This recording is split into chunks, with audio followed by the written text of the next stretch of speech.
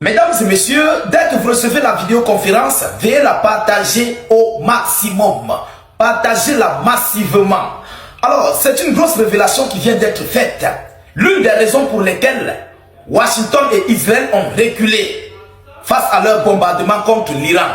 Oui, on nous fait comprendre, on nous fait savoir que le premier ministre israélien a demandé, il a exhorté à Trump à la dernière minute de ne pas lancer une opération massive sur l'Iran. Oui, avec raison. Avec raison. Les raisons sont multiples. Les raisons sont multiples. Et c'est vrai.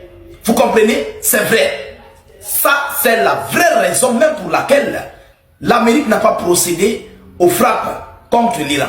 Je vais m'expliquer dans cette vidéoconférence et vous allez comprendre pourquoi M. Benjamin Netanyahu l'a faite. Mesdames et messieurs, vous savez, moi je ne parle pas du n'importe quoi et je ne dis pas pour dire.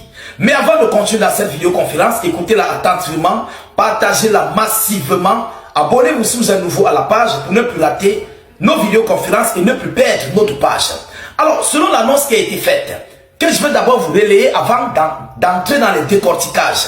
Qu'est-ce que l'on nous dit? Netanyahu a demandé à Donald Trump de ne pas attaquer l'Iran. De ne pas attaquer l'Iran car Israël n'est pas prêt. Avec raison. Regardez hier, à la dernière minute, lors des dernières minutes, c'est en ce moment que Israël déploie les systèmes anti-aériens d'hommes de fer. Mais comment vous pouvez faire face à ce type, comment vous pouvez faire face à l'Iran dans cette guerre? À la dernière minute où vous commencez à déployer les systèmes anti-aériens. Ça, c'est l'une des raisons. La deuxième raison est laquelle? Il ne s'attendait pas à la technologie iranienne la plus élevée. Oui, Israël ne s'attendait pas à la dernière minute à la technologie iranienne la plus élevée et dévastatrice. On a vu l'arme nucléaire iranienne, l'arme intercontinentale qui a surgi. On a juste montré quelques vidéos et photos. Lors des dernières minutes, Netanyahu a compris qu'il y a un maille. Ça, c'est la deuxième raison.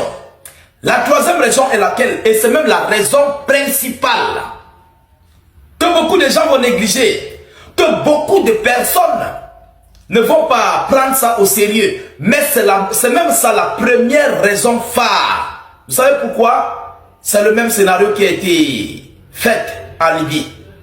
Les manifestants devaient se diriger vers les institutions, renverser les commissaires, renverser les commandants, prendre le contrôle de l'armée et puis se diriger pour déloger le guide suprême et tout ce qui s'ensuit. Alors là, ça serait une bonne affaire de procéder à une opération militaire contre l'Iran. Pourquoi? Parce que là, toutes les institutions seront déjà presque affaiblies et tombées. Donc, il ne peut plus avoir une offensive iranienne ou bien une contre-offensive iranienne face à l'Amérique, à l'OTAN et à Israël. Je ne sais pas si vous comprenez. Mais allons-y encore plus dans la profondeur de cette information.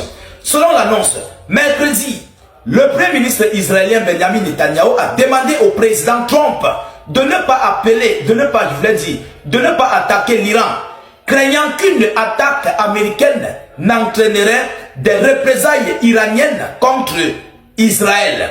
Cette demande de Netanyahu intervient alors que l'on craint qu'Israël n'ait pas suffisamment reconstitué ses stocks, de missiles intercepteurs Iron 3, David Sling et Tchad, nécessaires pour se défendre contre une attaque de missiles iranienne. Ça, c'est juste un prétexte, mais ça fait aussi partie. Vous comprenez? Ça fait aussi partie. La vraie raison, c'est quoi? Leurs manifestants qu'ils ont mis sur pied là, tous ont été balayés, tous ont été neutralisés. La deuxième raison, c'est quoi? Si vous avez vu certaines déclarations de Netanyahu dans certaines vidéos, Netanyahu avait dit que avec l'Amérique ou sans l'Amérique, Israël va renverser le régime. Israël va renverser le régime iranien. Mais comment renverser un régime iranien sans missiles? On ne peut pas. Mais pour renverser le régime iranien, il faut avoir des hommes sur le terrain. Alors, ce sont ces hommes-là qui combattaient sur le sol iranien, qui ont été anéantis par les soldats, les forces de sécurité et de défense iraniennes, et leur contingent, leur groupe, qui ont été arrêtés avec les armes et les munitions, qui devaient venir pour des assauts finaux. Comme ils ont été arrêtés, l'opération a échoué. Est-ce que vous comprenez? C'est là où l'opération a échoué. Parce que l'Iran était totalement calme. Il n'y avait plus de désordre. Alors, un Iran dans la paix, sans désordre, a tout son contrôle pour se préparer face à l'extérieur, face à la menace venant de l'extérieur. Est-ce que vous comprenez pourquoi?